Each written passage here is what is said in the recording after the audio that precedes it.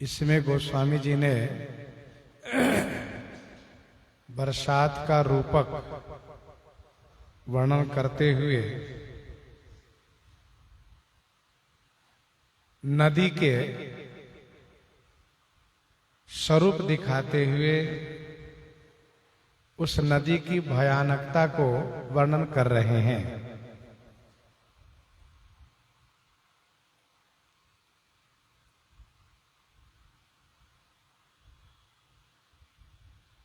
वानरी सेना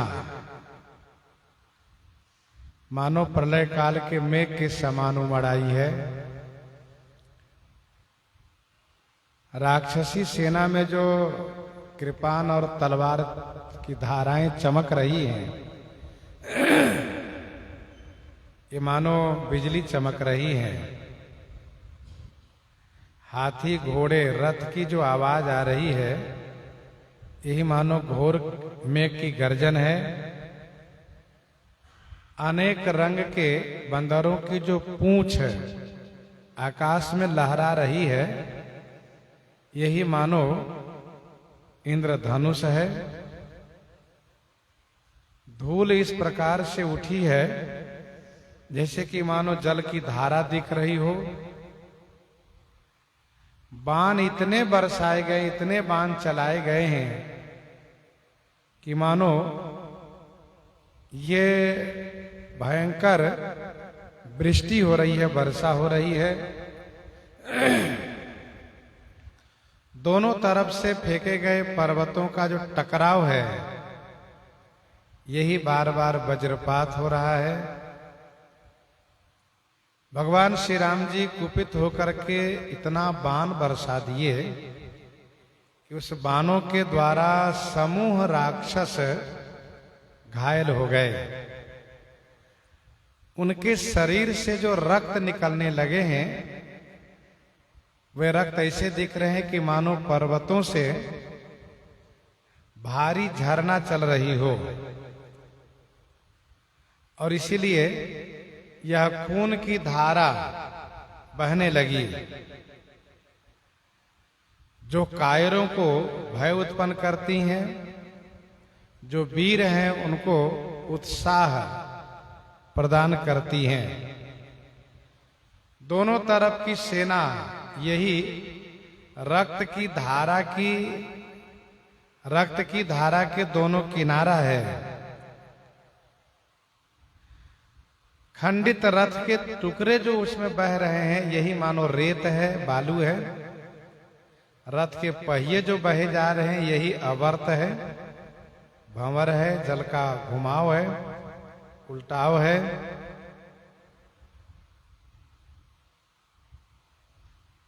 हाथी, पैदल, घोड़े, गधा, अनेकानेक जो वाहन बहे जा रहे हैं, यही मानो अनेक जल जंतुएं हैं। बाण और शक्ति ही तथा भाला ये इस नदी के सर्प हैं।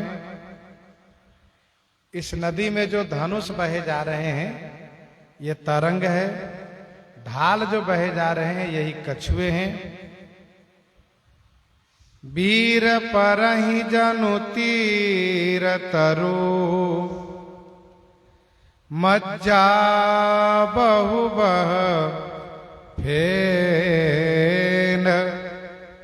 कादर देखी डरहि तहाँ, शुभटन के मन चैन।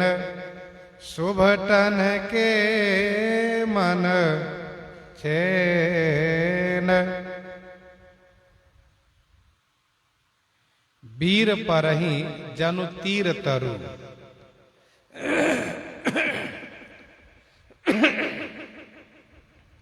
वीर योद्धा सैनिक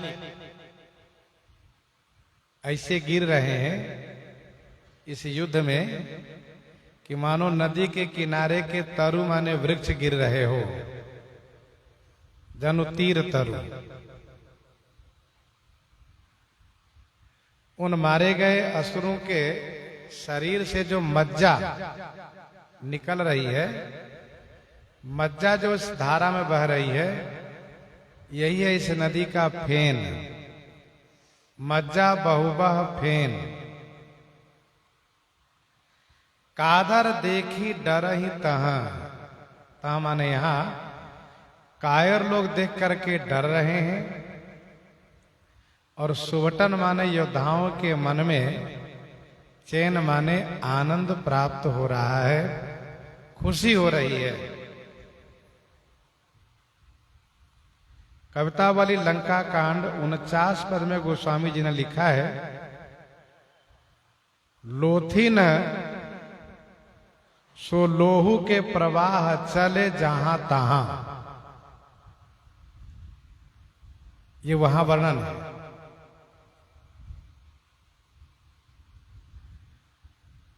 यहां पर गोस्वामी जी कहते हैं कि इस रक्त की भयानक धारा को देख करके, क्योंकि सामान्य लोगों के मारे जाने से रक्त की धारा नहीं बहती है, और ये बहुत तेजी से धारा बह रही है, जमपुर रूपी सागर को जा रही है। तो इसमें इस धारा को देख करके जो कायर लोग हैं उनकी छाती फट रही है कि लगता है हम भी मारे जाएंगे अब। लेकिन जो सुभट हैं उनके मन में आनंद है, यह सोच करके कि या तो मरेंगे अथवा मारेंगे। मारेंगे तब भी वह खून इस नदी में मिलेगा, और मरेंगे तब भी यह खून नदी में मिलेगा। तो दुहु हाथ मुद मोदक मोरे, दुहु हाथ मुद मोदक मोरे, इसलिए अपार खुशी है, बड़ी प्रसन्नता है।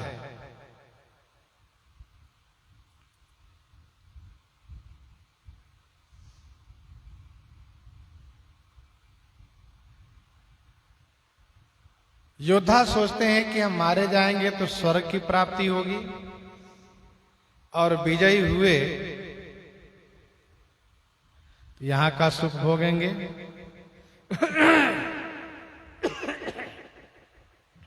नदी में जब बाढ़ आती है तो जो तैरने वाले होते हैं उनको बड़ी खुशी होती है, प्रसन्न हो जाते हैं, खूब तैरेंगे नदी में।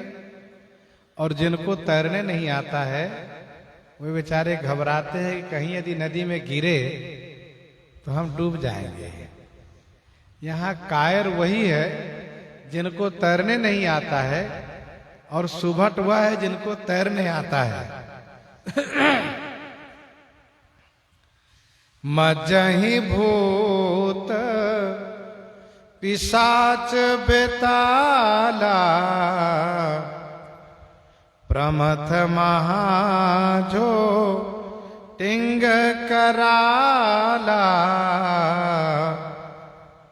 मजहि भूत पिशाच बेताला,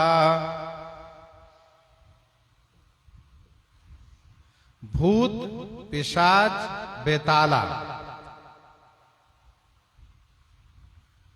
महाकराला, महा झोटिंग कराला प्रमथ, ये सब क्या कर रहे हैं? का ये सब मज्जा ही माने स्नान कर रहे हैं। महाकराला झोटिंग प्रमथ, ये सब प्रेतों की जाति है। भूत पिशाच, बेताल माने अज्ञा बेताल जिसको कहते हैं।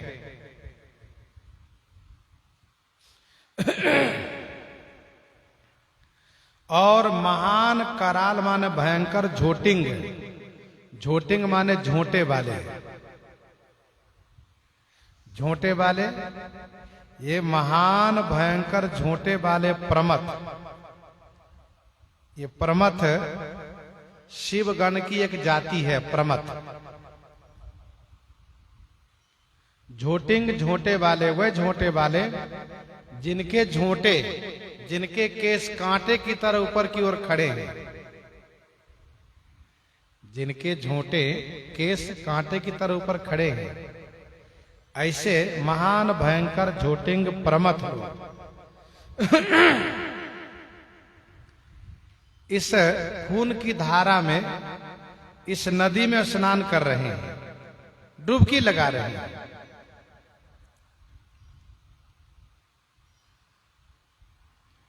इस भूत प्रेत की विभिन्न जातियां हैं, नाना वाहन नाना कारा, अनेक वाहन अनेक आकार के हैं। शिव समाज जब देखन लागे, बिडरी चले वाहन भय भागे। कहिए काह कही जाई न बाता, जमकर धार किधो बरियाता। को मुखहीन विपुल मुख काहू, बिनु पद कर को बहुपद बाहु। विपुल नयन को नयन विहीना, रिष्ट पुष्ट को अति तन खीना। तन खीन को अति पीन, पावन को अपावन गति धरे। भूषण कराल कपाल कर, सब सद्य सोनित तन भरे। ये भूत प्रेत लोग हैं।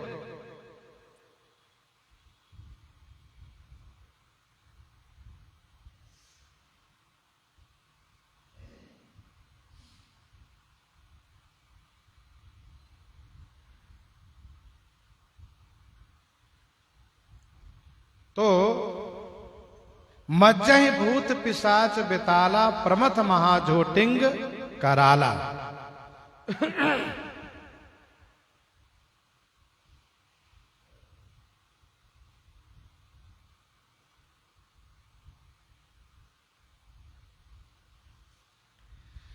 काक कंकलई भुजा उड़ाही, एकत छीनी एक लय खाही।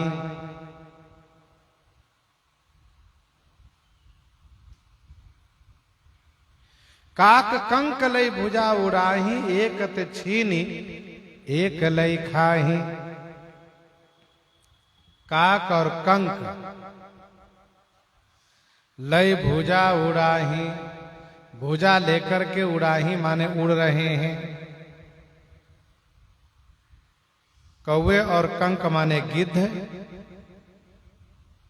भुजा लेकर के, मरे हुए असुरों के भुजा लेकर के उड़ रहे हैं।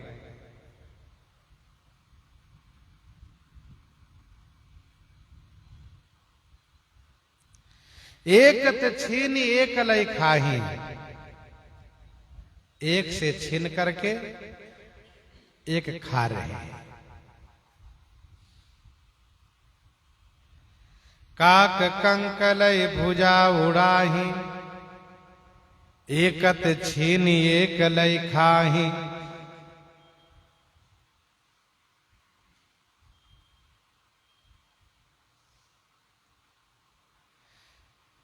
अरण्य कांड में गोस्वामी जी ने लिखा है, अंतावरी गही उड़त गिद्ध, पिशाच कर गही धावही। अंतावरी गही उड़त गिद्ध, पिशाच कर गही धावही।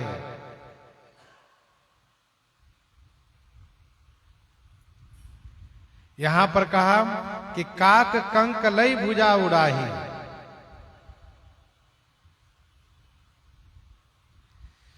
अरण्य कांड में गोस्वामी जी ने कहा कि मानो संग्रामपुर के निवासी बालक लोग पतंग उड़ा रहे हैं।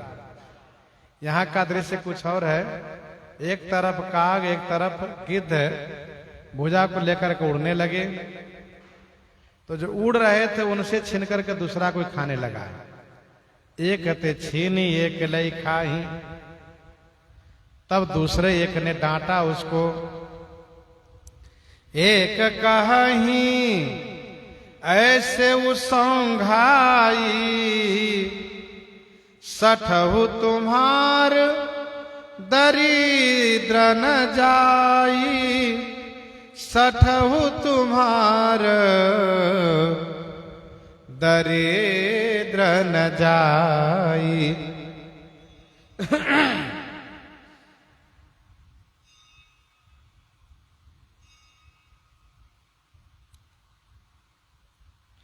एक कहीं ऐसे सौंघाई सठो तुम्हारा दरिद्र में जाई।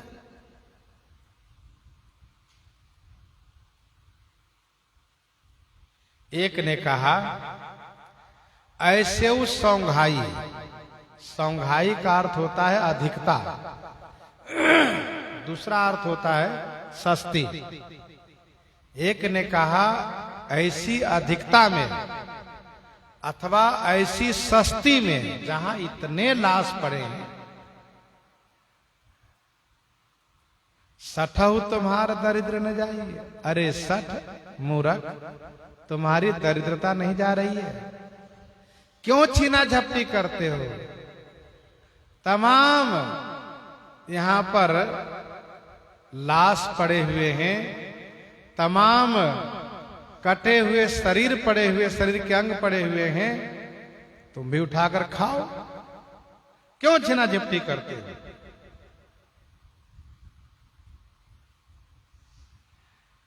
ऐसी सस्ती में भी तुम्हारी दरिद्रता नहीं जा रही है। एक कहीं ऐसे सौंघाई सठहु तुम्हारा दरिद्र न जाई। कहाँ रत भट घायल तट गिरे, जहाँ तहाँ मनहु अर्ध जल परे।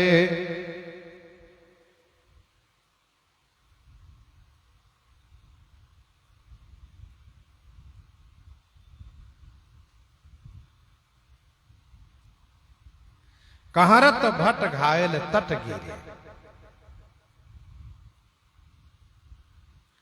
कहरत माने कराहते हुए, कराहते हुए, चीखते हुए, पुकारते हुए, भट घायल होकर के तट पर गिरे हुए हैं।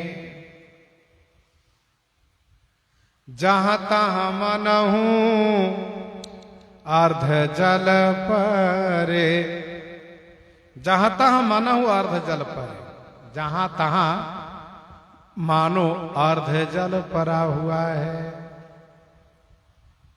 कहाँ रत भट घायल तट गिरे, जहां तहां मनहु अर्ध जल परे।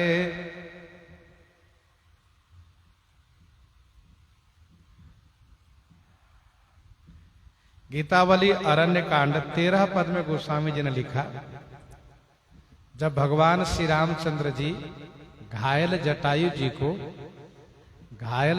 जी को अपने गोद में लेकर के अपने नेत्र के अश्रु से उनको अभिषिक्त किए, तब गोस्वामी जी ने लिखा कि राघो गिद्ध गोद करि लीन्हे, नयन स्नेह सलिल मनहु अर्घ जल दीन्हे। मानो अर्घ जल दिए।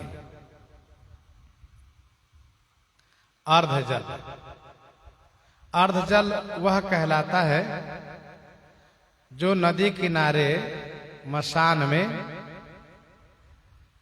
मुर्दे को स्नान करा करके, मृतक को स्नान करा करके आधा शरीर जल में रखते हैं, आधा शरीर बाहर रखते हैं, उसको कहते हैं अर्ध जल। एक संत ने ये कहा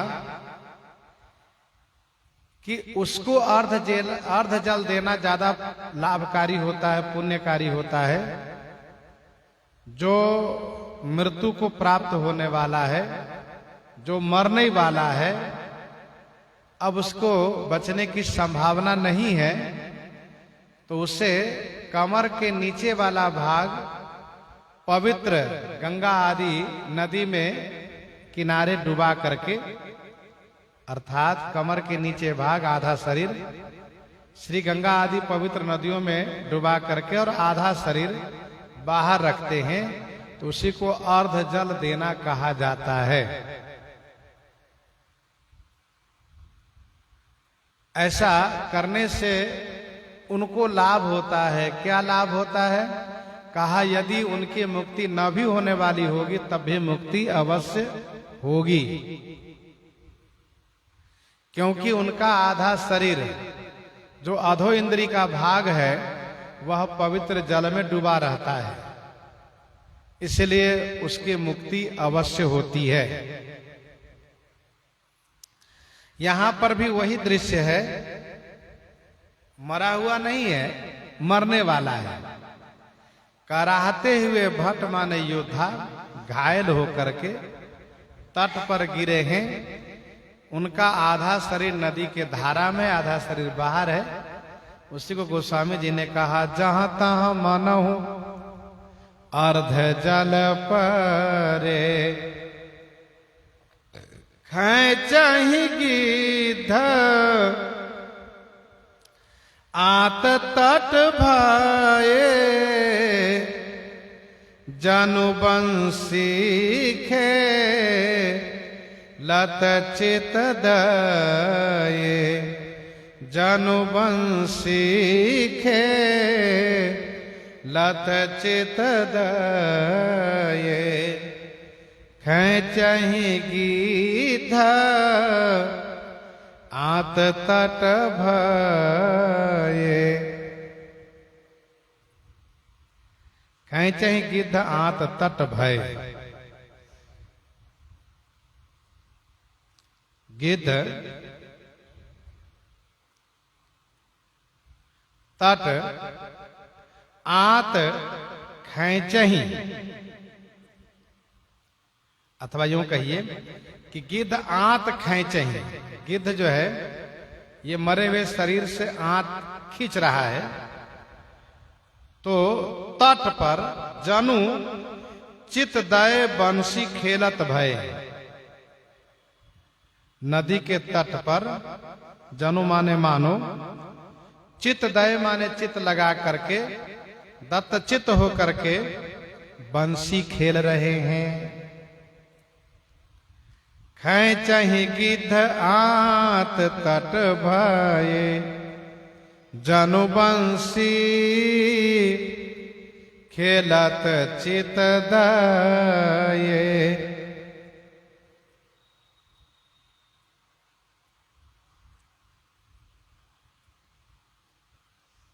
गिद्ध उस मरे हुए शरीर से आंत खींच रहे हैं। मुर्दा बह रहा है नदी में और गिद्ध उसके आंत को एक छोड़ पकड़ करके बाहर खींच रहा है। तो बाबा कहते हैं कि मानो नदी के तट पर चित लगा करके मछली मारने वाला बंसी खेल रहा है। बंसी खेल भी होता है, उसमें मछली मारता है वह व्यक्ति।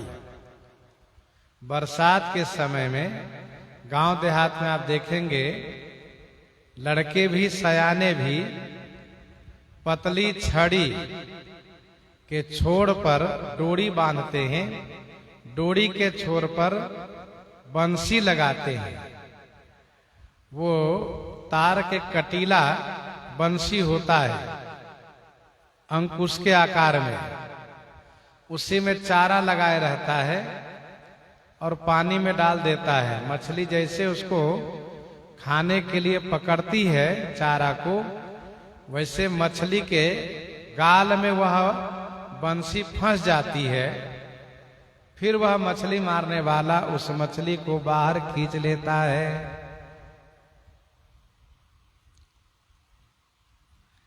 गोस्वामी जी ने बंसी की चर्चा 2 जगह की है। विनय पत्रिका 102 में गोस्वामी जी ने लिखा, हरि तुम बहुत अनुग्रह कीन्हो,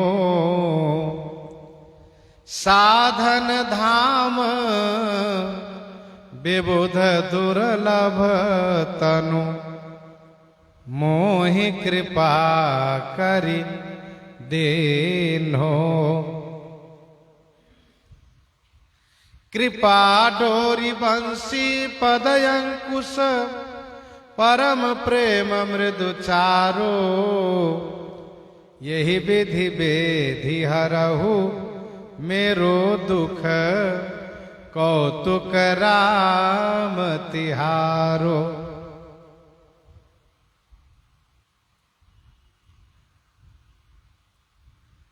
विषय रूपी जल में मेरा मन मछली होकर के हमेशा उसमें डूबा रहता है।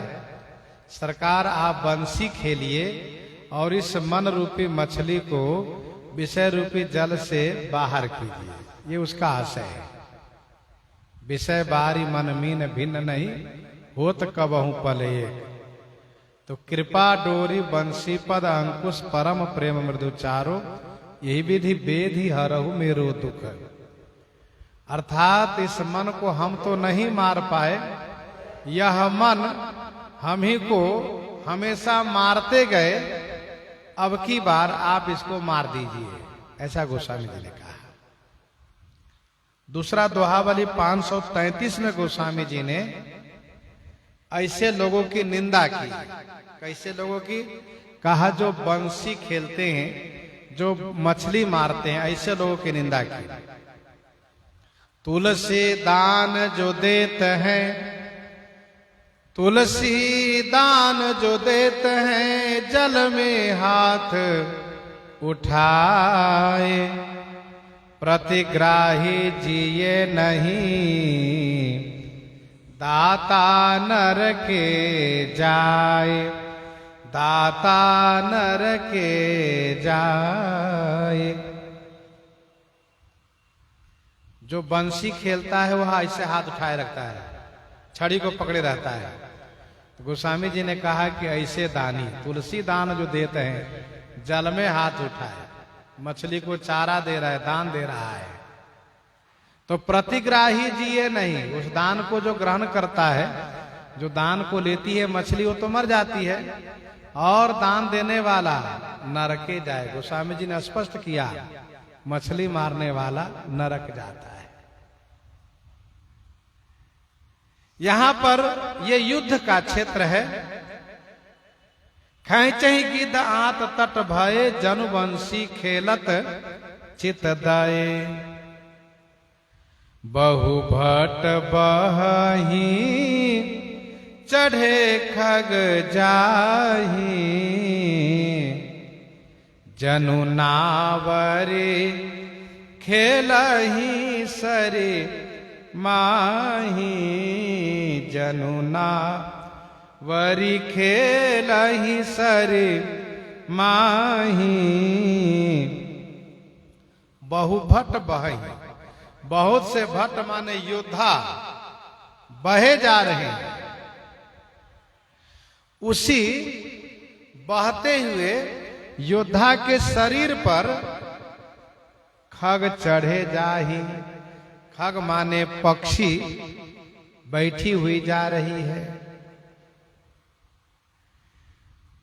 उस मरे हुए राक्षस के बहते हुए शरीर पर खग बैठे हुए ऐसे शोभित हो रहे हैं कि जनु नावरी खेलही सरी माही।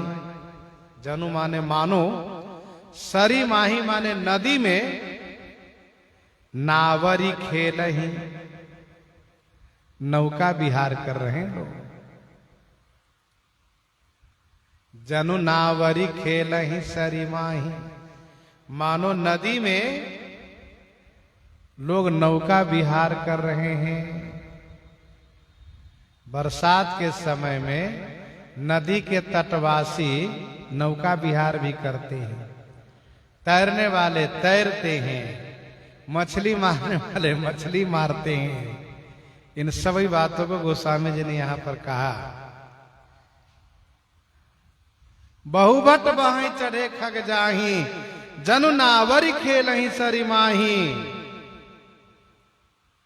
जोगिनी भारी भारी खप्पर संचही, जोगिनी भारी भारी खप्पर संचही, भूत पिशाच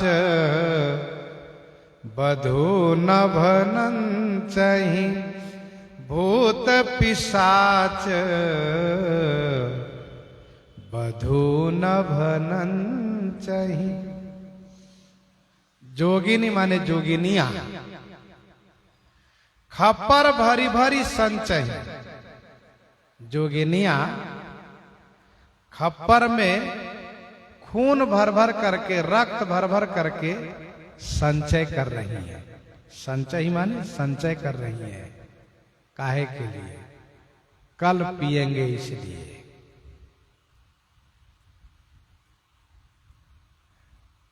बरसातीय नदी हमेशा नहीं रहती है, वर्षा हुई नदी समाप्त। वैसे ये नदी हमेशा नहीं रहेगी, खून वाली नदी है। युद्ध हो रहा है, नदी बह रही है, युद्ध समाप्त हो जाएगा, नदी समाप्त हो जाएगी।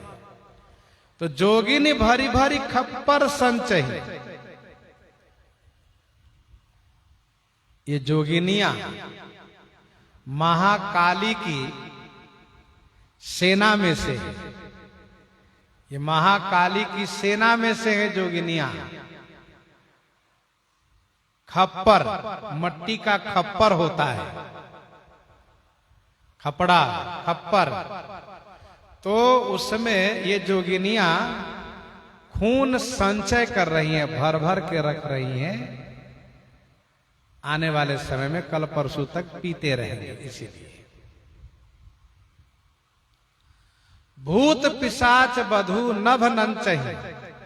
भूत पिशाच की जो बहुएं हैं, भूत पिशाच की जो बहुएं हैं, जो भूतनी है, पिशाचनी है, वो नभ में, आकाश में नृत्य कर रही हैं, खुशी प्रकट कर रही हैं। वो कह रही हैं कि ऐसी नदी हमेशा बहती रहे, ऐसे ही खून बहता रहे, ऐसे ही संहार होता रहे, ऐसी ही मृत्यु होती रहे। अब यहां भूत पिशाच जोगिनिया की बात आई तो एक बात याद आती है। पहले जब उतना संसाधन नहीं था तो महामारी आती थी। जैसे 22-23 में महामारी आई थी, तो महामारी आती थी। महामारी में गांव के गांव समाप्त हो जाता था, लोग मर जाते थे। और मर जाने के बाद फिर काफी वर्षों तक उस क्षेत्र में भूत प्रेत पिशाच का बोलबाला बना रहता था, माहौल बना रहता था। क्योंकि जहां एकदम से बड़ी संख्या में मृत्यु होती है, वहीं ये भूत पिशाच, वेताल और ये प्रमथ, ये जोगिनिया, चामुंडा, ये सब के सब वहां डेरा डाल देते हैं। भूत पिशाच बधू नभ नंचहि, इनका उत्सव है। इन सब का उत्सव हो रहा है। कवितावली लंका कांड 50 पद में गोस्वामी जी ने इन जोगिनियों के बारे में कहा। ये जोगिनियां तपस्विनी जैसी दिखती है, तपस्विनी जैसी दिखती है। ओझरी की झोरी कांधे, ओझरी की झोरी कांधे, आतनी की सेल्ही बांधे। ओझरी की झोरी कांधे, आतनी की सेली बांधे। मुड़ के कमंडल खपर कियो कोरी के। ओझरी किसको कहते हैं? ओझरी उस थैली को कहते हैं जिसमें आंत रहता है, उसको ओझरी कहते हैं। पेट में ओझरी होती है। जैसे बालक का जब बच्चे का प्रसव होता है, जन्म होता है, तो वह नवजात शिशु भी ओझरी में लिपटा हुआ रहता है। तो ओझरी की झोरी कांधे, उसको झोली बनाया, आतनी के सेल ही बांधे। त्यागी तपस्वी लोग उसको सेल ही बनाते हैं मूज के। तो आतनी के सेल ही बांधे, मूड के कमंडल खपर की कोड़ी के। ये मूंड खप्पर जो है उसको कोर करके, खोद करके कमंडल बना लिए। जोगिनी झूठुंग, ये जोगिनियां सब तपस्विनी बन करके और इस युद्ध रूपी नदी के किनारे नहा नहा करके बैठी है। ओझरी की झोरी कांधे आतनी की सेली बांधे, मूड के कमंडल खपर कियो कोरी के। जोगनी झुटुंग तापसी सी बनी जहां ता। ये सब तपस्विनी बनी है। और इतना ही नहीं, अच्छा तपस्वी लोग क्या करते, सतुआ रखते हैं, सतुआ खाते पीते हैं। सोनीत सो सानी सानी गुदा खात सतुआ से, प्रेत एक पियत बहोरी घोरी घोरी के। तुलसी बेताल भूत साथ लिए भूतनाथ, हेरी हेरी हंसत सो हाथ हाथ जोरी के। ये अतिशय विभत्स रस की पराकाष्ठा है।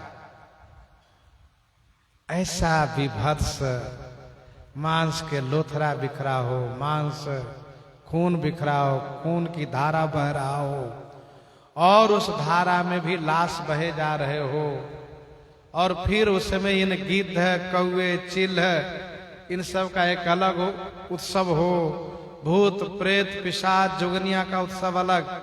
ये इस तरह से अद्भुत विभत्स रस। बट कपाल कर ताल बजावही, चामुंडा नाना विधि गावही।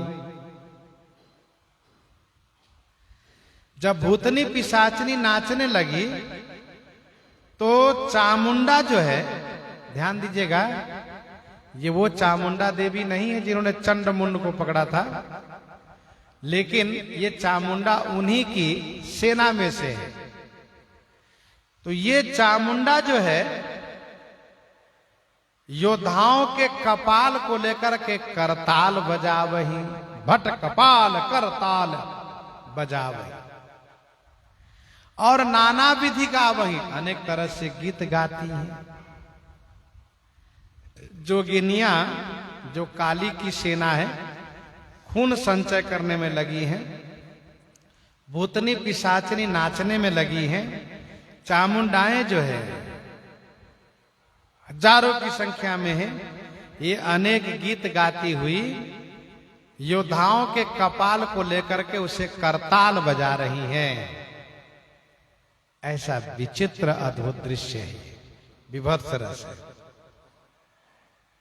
आपने कौवे के बारे में सुना, गिद्ध के बारे में सुना, भूत पिशाच प्रेत जोगिनिया डाकनी साकनी सबके बारे में सुना। अब देखिए, अब सुनिए गीदड़ के बारे में। गीदड़ क्या कर रहे हैं? कहा जम्बुक निकर कटक कट कटही, खाही हुआही अघाही दपटही। जम्बुक निकर कटक कट कटही। जम्बुक निकर माने गीदड़ समूह, जम्बुक निकर माने गीदड़ समूह, जम्बुक माने गीदड़, निकर माने समूह। ये कटक कट कटही, दांत से कटकटाते हैं, cut cut cut cut cut cut करते हैं केवल, और कट कट कट कट करके शांत नहीं रहते, कट कट कट कर करते हुए जाके उस मरे हुए योद्धाओं के शरीर को काटते हैं, काटते हैं। और काट के क्या करते? कहते खाते हैं, खाही खाते जाते हैं, खाते जाते हैं, खाते जाते हैं। जब गला तक भर जाता है तब हुआ ही और फिर उतना ही खा ही, हुआते हैं और फिर उतना ही खाते हैं। ये है अद्भुत दृश्य। जम्बुक निकर कटक कट कट ही, खा ही हुआ ही अगा ही दपट ही। इन गीदड़ों की प्रकृति होती है, ये गीदड़ खाते समय हुआ हुआ हुआ करते रहते हैं, हुआ हुआ करते रहते हैं। पर कवियों ने कहा कि ये गले तक भर के खाते हैं और फिर जब हुआते हैं तो फिर दोबारा उतना ही खाते हैं। खाही हुआही अघाही, अघाही के बाद दपट्टही, दपट्टही माने डांटते हैं किसको? अन्य गीदड़ को। अन्य गीदड़ माने अपने परिवारजनों के, बच्चे को, घरवाली को, वो अपने परिवारजनों को डांटते हैं और खा ले और खा ले, मतलब फिर कल मिले ना मिले आज खा लो। ये है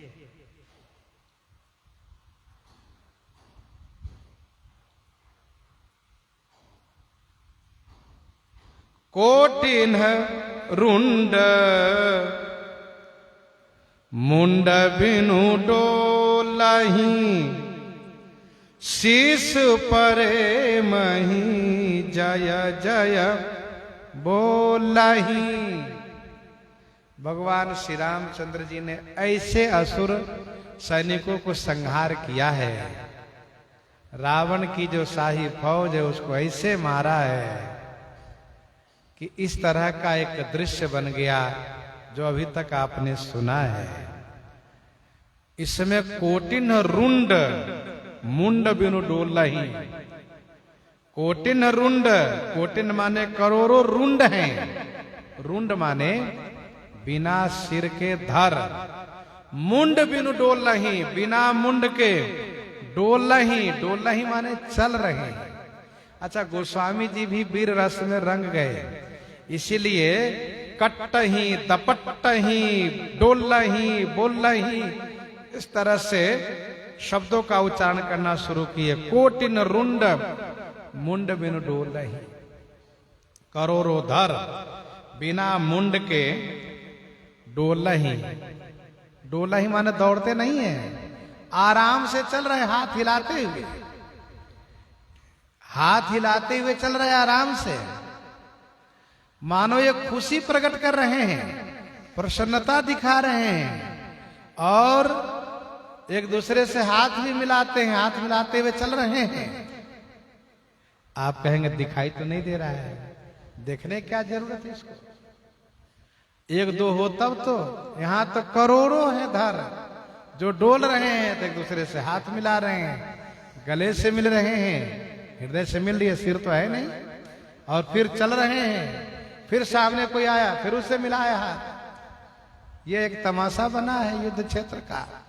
कोटिन रुंड मुंड बिनु डोलही और शीश परे मही जय जय बोलही, जो सिर भूमि पर पड़ा है वो कह रहा है जय हो जय हो जय हो, हमारी जय हो हमारी जय हो जय हो। गजब है, रुंड भी चल रहा है, मुंड भी बोल रहा है, ये विचित्र दृश्य है।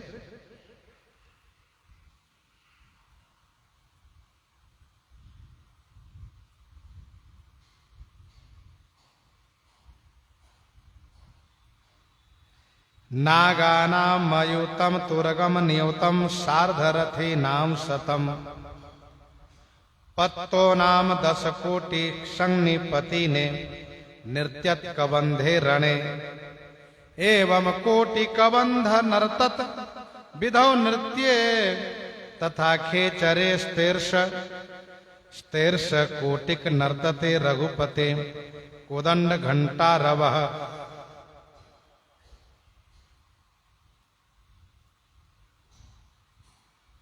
इसका स्पष्ट, ये जो श्लोक है आनंद रामायण का है, आनंद रामायण में लिखा जा रहा है नागा नाम मयूतम तुरगम नियुतम सार्धरथी नाम शतम, मतलब ये 10,000 हाथी। आनंद रामायण सारकांड 11 सर्ग में वर्णन है, 10,000 हाथी, 10 लाख घोड़ा, 150 रथ, 10,000 हाथी, 10 लाख घोड़ा, 150 रथ, 1 करोड़ पैदल, 1 करोड़ पैदल के नष्ट हो जाने पर, मर जाने पर एक कबंध नृत्य करता है। एक कबंध के नाचने से पता चल जाता है कि इतने राक्षस मर गए। कितने मर गए? कहा 10 करोड़ हाथी, 10 लाख घोड़ा, 150 रथ, 1 करोड़ पैदल मर गए। तो एक कबंध नाचता है। अब यहां करोड़ों कबंध नाच रहे हैं, जरा सोचिए कितने लोग मारे गए हैं। राक्षसों कोई गिनती नहीं है।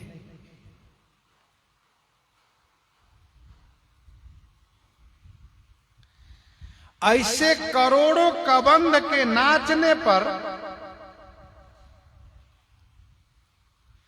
ऐसे करोड़ों कबंध के नाचने पर एक किंकनी ध्वनि होती है, एक किंकनी ध्वनि होती है।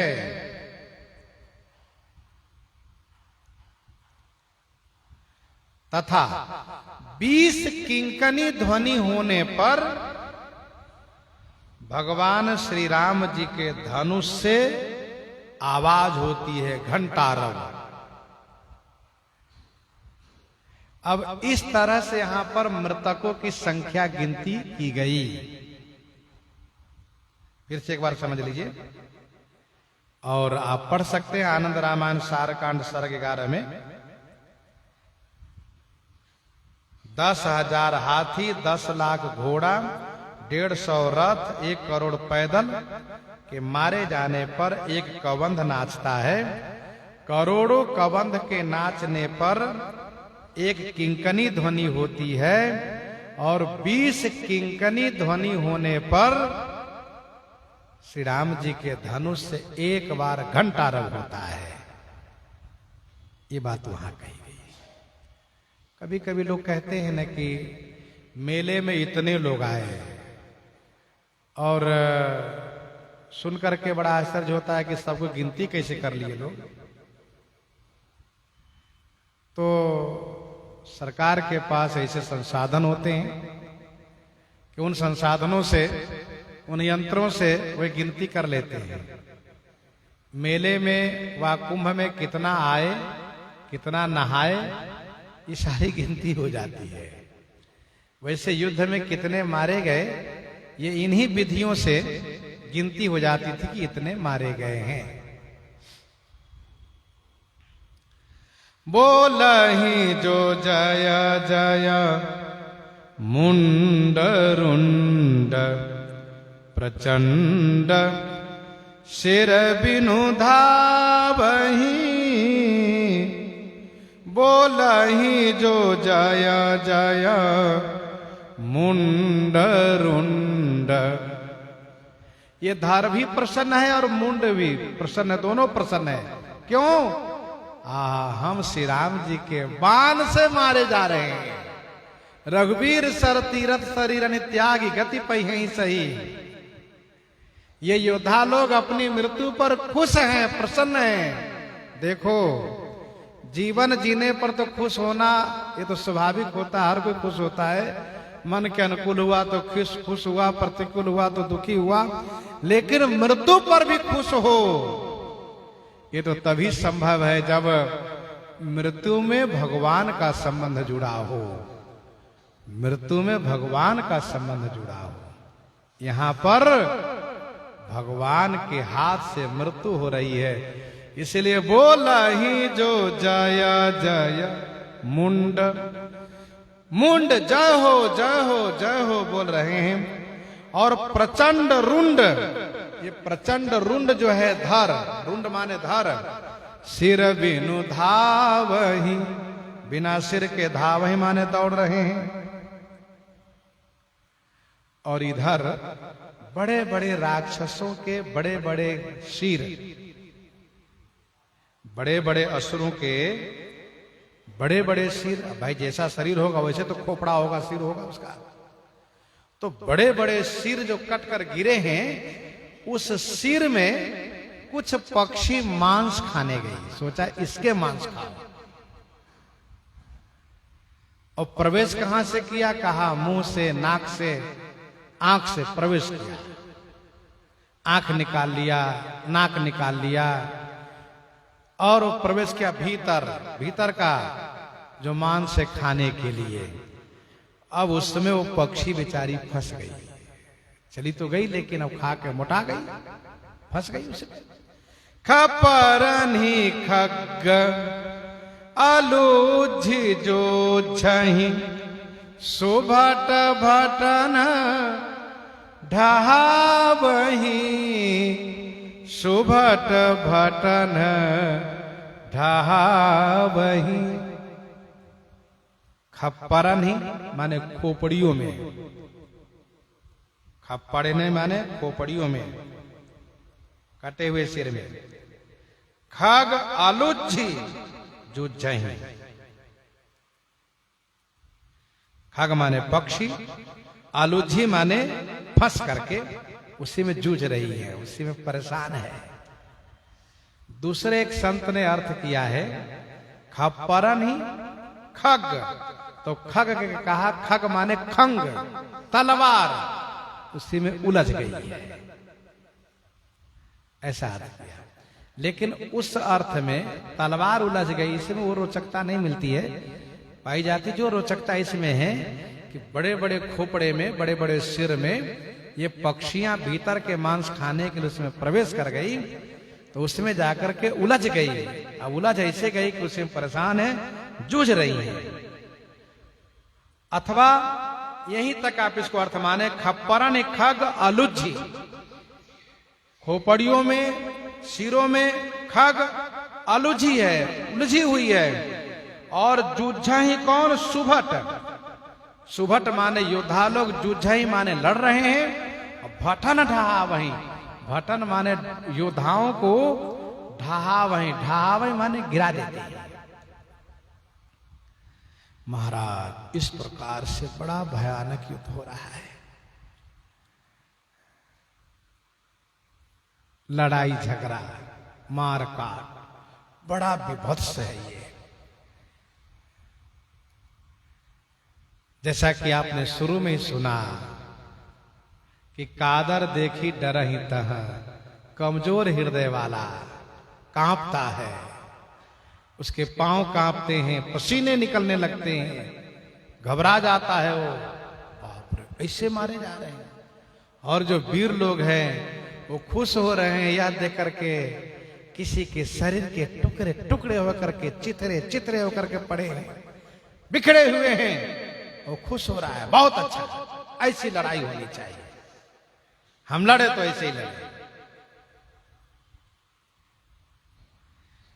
बानर निशाचर निकर मरदहि राम बल दर्पित भये। बानर निशाचर निकर मरदहि। भगवान श्री रामचंद्र जी ने रघुपति को भी बाण झरी लाई, उसका परिणाम जो हुआ वो आपने सुना। मिल गया मौका बानर सैनिकों को, ये कूद पड़े हैं और उन सभी मरते गिरते उठते पड़ते, मरते गिरते उठते और पड़ते हुए असुरों को पकड़ पकड़ करके बानर लोग मसलते जा रहे हैं। एक तो श्री राम जी के बाण से वैसे ही मर रहे हैं, ये बानर लोग और मार रहे हैं और मार रहे हैं, मारो।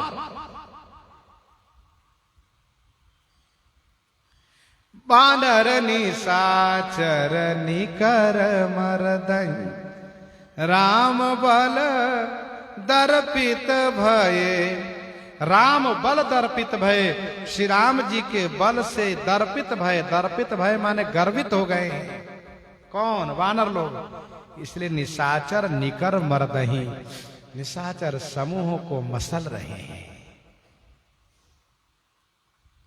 भैया हो, भगवान श्री राम जी बार बार बाण नहीं चलाते हैं, तो एक बाण चला दिए तो वो करोड़ों हो जाता है। आपने सुना ही है, तूने नैक शरम करे न दसधा संधान काले सतम चापे भूत सहस्र लक्ष गमनम कोटिम च कोटिम बधे अंते अरबि निखरबि बाण निकरेश सीता पते शोभितम एतद बाण पराक्रम से महिमा सतपात्र दाने यथा। महाराज अंते अरबी निखरबी, अरबों खरबों की संख्या में बाण हो जाता है युद्ध के क्षेत्र में, एक ही बाण। वानर लोग भी खूब श्री राम जी के बल पाकर के गर्वित हुए हैं, मसल रहे हैं। वानर निशाचर निकर मर्द राम बल दर्पित भय, संग्राम अंगन संग्राम अंगन सुभट सोबहि राम सर निकरनी है, राम सर निकरनी है, बानर निशाचर निकर मरदई। राम सर निकरनी है, राम जी के सर माने बाण, निकरनी माने समूह, श्री राम जी के बाण समूहों से है माने मारे गए। सुभट संग्राम अंगन सोवहि, संग्राम रूपी आंगन में ये सब योद्धा सो रहे हैं। ये सब सैनिक सो गए, हमेशा के लिए सो गए, अब नहीं जगना इन लोगों को। रावण ने देखा कि हमारी सारी सेना मारी गई। ऐसा कुंभकर्ण ने भी देखा था। कुंभकर्ण मन देख विचारी, हतिछन माज निशाचर धारी। क्या कला है इनके पास, एकदम से सारी सेना को मार दिया इन्होंने। रावण हृदय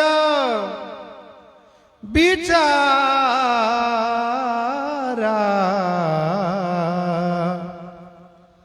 भा निशिचर संघार। मैं अकेल कपि भालु बहु, माया करऊं अपार। रावण हृदय विचारा, रावण ने हृदय में विचार किया। क्या विचार किया? भा निश्चर संहार, राक्षसी सेना का संहार हो गया। मैं अकेला बच गया और कपि भालू बहुत से हैं। फिर माया करऊं अपार। रावण ने सोचा कि मेरे पास माया है, मैं अपार माया करता हूं, एक रावण ही सब पर भारी पड़ूंगा।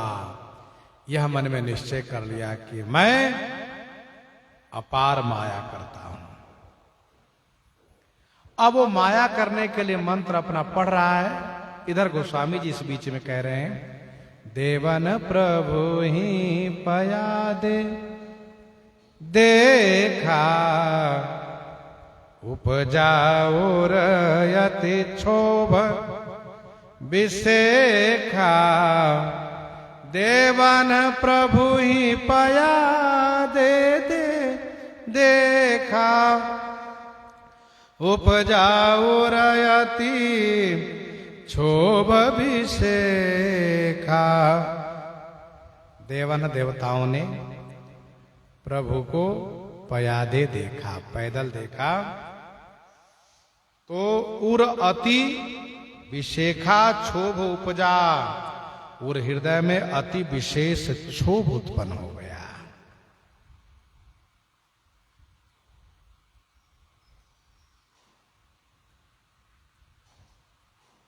देवताओं ने श्री राम जी को पैदल देखा और रावण को रथ पर देखा। रावण रथी बीरथ रघुबीरा। श्री विभीषण जी महाराज अपनी अधीरता तो पहले ही प्रकट कर चुके हैं। श्री राम जी उनको धर्मरथ का उपदेश दे चुके हैं। देवलोक में अर्थात जो आकाश से देवता लोग देख रहे हैं, उन देवताओं के हृदय में भारी क्षोभ हुआ। ये युद्ध बराबर का नहीं है। श्री राम जी पैदल हैं, रावण रथ पर है। कैसे युद्ध होगा, कैसे श्री राम जी मारेंगे। अब तक क्यों नहीं क्षोभ हुआ? कहा अब तक वैसा युद्ध नहीं हुआ जैसा युद्ध अब होने वाला है। कुंभकर्ण पैदल आया था, मेघनाद के साथ श्री राम जी थोड़ा सा युद्ध किए, ज्यादा नहीं, नाम मात्र युद्ध है। और खरदूषण के युद्ध में वहां पर की बात अलग थी। वहां पर श्री राम जी अपने स्वरत्व के द्वारा सबके साथ युद्ध किए हैं। और अब रावण के साथ सामना है। देवता लोग आपस में कहने लगे ये युद्ध बराबर का नहीं है, ठीक नहीं है, ठीक नहीं है। और देवताओं ने सुनाया देवेंद्र को, और देवेंद्र ने जैसे सुना वैसे वे समझ गए कि श्री राम जी के पास युद्ध करने के लिए रथ होना चाहिए। श्री राम जी के पास युद्ध करने के लिए रथ होना चाहिए। सुरपति निज रथ तुरत पठावा, हरस सहित तलिलैयावा, हरस सहित तलिलैयावा। सुरपति निज रथ तुरत पठावा। सुरपति देवेंद्र ने अपना निज रथ तुरत पठावा माने तुरत भेजा। हरस सहित मातली लई आवा। मातली सारथी है, मातली का नाम, ये मातली सारथी है, ये सारथी का नाम है मातली। हरस सहित माने बड़े खुश होकर के आए, यह सोच करके कि आज के पूर्व देवेंद्र के साथ जब भी हम युद्ध में गए तो हार करके आए थे, आज श्री राम जी के साथ हम विजयी होंगे। मेरा सौभाग्य रहेगा कि श्री राम जी का पदांगुष्ठ मेरे कान के पास होगा। श्री राम जी अपने पदांगुष्ठ से मुझे इशारा करेंगे दाईं और बाईं ओर मुड़ने के लिए। रथ में रथी का पदांगुष्ठ सारथी के कान के पास होता है। उस समय बोलने व कहने का समय नहीं होता है, वे पदांगुष्ठ से ही सारथी को इशारा करते हैं। तेज पुंज रथ दिव्य अनुपा, हरसि चढ़े कौशलपुर भूपा। तेज पुंज रथ दिव्य अनुपा, हरसि चढ़े कौशलपुर भूपा। दिव्य अनुपा, तेज के पुंज यह रथ दिव्य है। कौशलपुर के भूपा भगवान श्री रामचंद्र जी हरसि माने खुश होकर के रथारूढ़ हो गए। और जब रथ पर बैठे हुए वानर सैनिकों ने श्री राम जी को देखा, बंदरों में उत्साह भर गया, रावण में क्रोध भर गया। युद्ध भयानक है ये। आज प्रसंग को यहीं पर हृदयंगम करते हैं। आइए श्रवण करते हैं श्री कवितावली रामायण जी से।